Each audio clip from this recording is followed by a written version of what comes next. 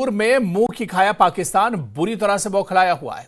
भारत के हमले के बाद पाकिस्तान सहमा हुआ है, लेकिन इस बीच बड़ी खबर यह है कि ऑपरेशन सिंदूर में जिस शख्स ने भारत की मदद की थी उसे पाकिस्तान में गिरफ्तार कर लिया गया है। पुलिस का दावा है कि इस शख्स ने भारत को मस्जिद का जीपीएस लोकेशन भेजा था। ये वही मस्जिद थी जिसे भारत ने ऑपरेशन सिंदूर के दौरान तबाह किया था।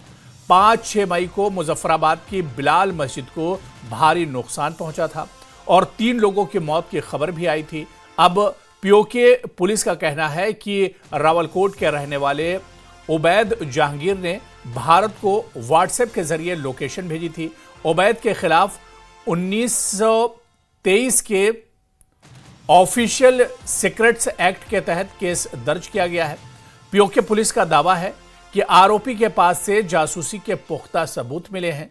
पीओके पुलिस के काउंटर टेररिज्म विभाग के एसएसपी रियाज मुगल ने कहा कि आरोपी संवेदनशील तस्वीरें और मस्जिद के लोकेशन भेजने की एवज में भारी भरकम रकम भारत से ली थी। हालांकि इस मामले में कई तरह की थ्योरी अब सामने आ रही हैं।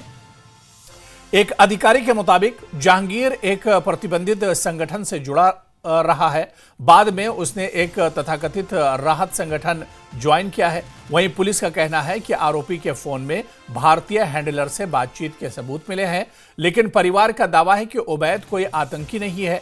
परिवार का कहना है कि वो शायद पैसों के लालच में फंस गया है। तो ऑपरेशन सिंदूर से जुड़ी हुई यह बड़ी खबर है, जहां पर ऑपरेशन सिंदूर के बाद पाकिस्तान बौखलाया हुआ है।